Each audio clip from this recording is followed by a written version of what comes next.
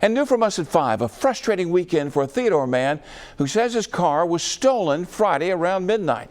Now, he says his neighbors took video, but the situation is even more disturbing when you find out more about the victim and the car.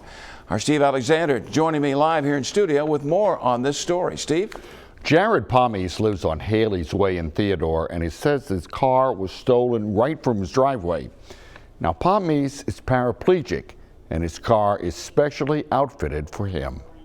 Look closely and you see a figure running from right to left, then a car taking off in the same direction.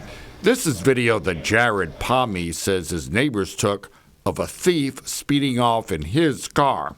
Pomes is paraplegic, and his car is specially designed. And my car's set up with hand controls. That's the only way I can drive. I can't drive any other car.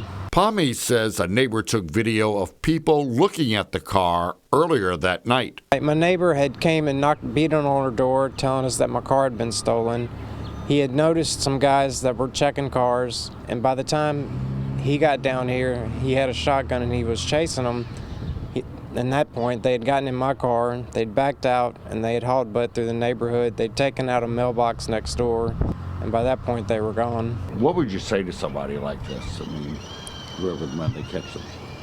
I would say, why would you do this to someone in this position? You obviously see that it's set up for someone that's handicapped.